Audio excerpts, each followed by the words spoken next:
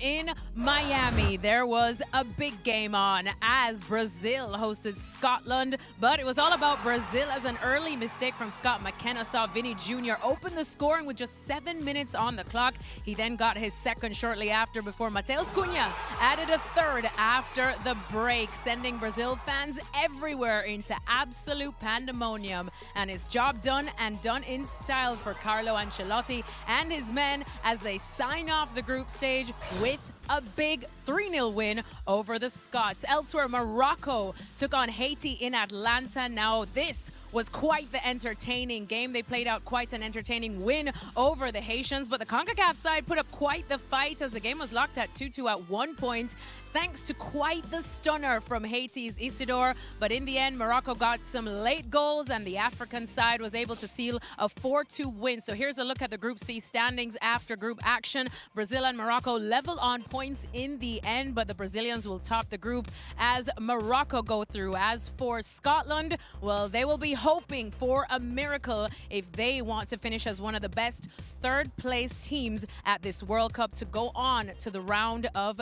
32. But let's talk about Brazil now. Vinny Junior once again coming up big, Jürgen, for Brazil. 3 man-of-the-match performances, scoring in all 3 group games for Brazil. This is what we wanted to see from someone who really has to be the X factor for Carlo Ancelotti.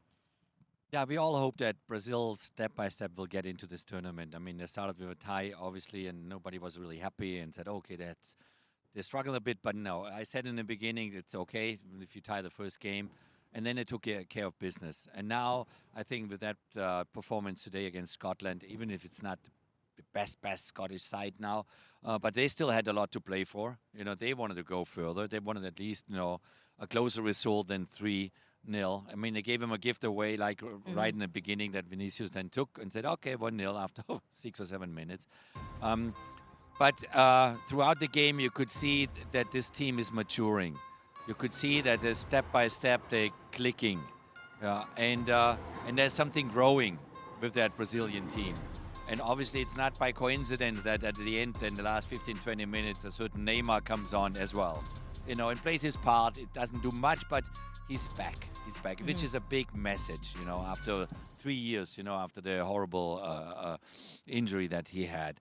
So I think Brazil is on a good track. I think now we take them a little bit more serious than in the first game. Overall, it's what we expected, that they win that group. And obviously, Morocco looks sharp as well in that group, which we also knew from the last World Cup. I think for Scotland, it's going to be difficult to get through, you know, as one of the third-place teams, because they have a goal difference of -3.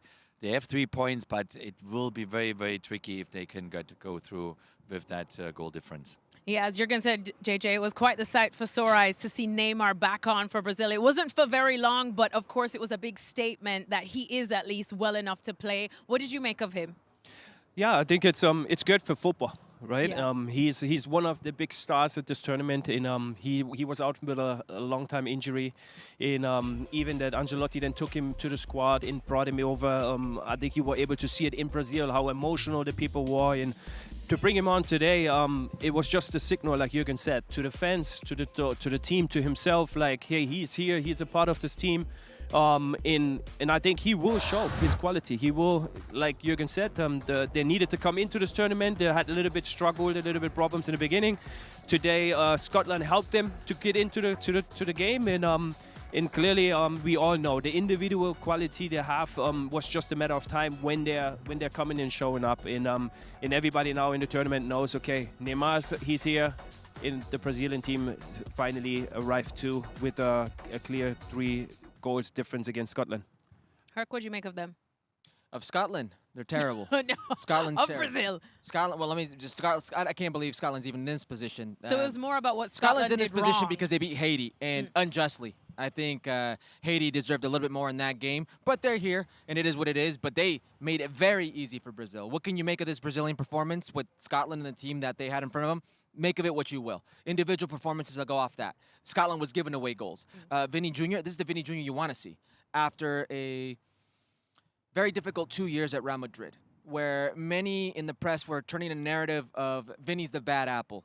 You know, he's the one that's spoiling the team, and it should be a Vinny versus Mbappe type of narrative. And here we are in the World Cup, just like everybody thought it'd be. Lionel Messi, 5 goals, leading the Golden Boot race. And here comes Mbappe, here comes Erling Haaland, and here comes Vinny Junior, all tied with 4 behind him. He's proving now that he is where he should be, among the world's best. This is what the best players do. The best players in the world pick the biggest platforms to come up and show up, and this is what he's doing. A goal in consecutive games, all 3 games, and when Rafinha goes down, there needs to be a leader to step up. Neymar's coming back, but this is Vinny's team. This is Vinny's team now, and that's what he's showing everybody. So I couldn't be happier that we're seeing the Vinny Jr. that we saw a few years ago that was, for my money, Ballon d'Or over Rodri. We're seeing him now in the World Cup, and Carlo Ancelotti's going to need it. Well, and Ancelotti's the perfect person to probably get that out of Vinny Jr. And I think we're going to see, as Jürgen said, this Brazilian side kind of grow as this tournament progresses. But also, what was Scotland doing? Not much. I mean, Scotland even melting away in that Miami but maybe sun. with a -1 goal difference, you give yourself a Correct. chance. Yeah. But you go into a game, JJ watching the game, and we're going, why is Scotland trying to play against Brazil? Out of the back. What are they doing? Go direct. Do your strengths. Harass them. Just try to take them out of a rhythm instead. Let's throw the ball in the middle and say, you play and we'll play, and let's see who wins.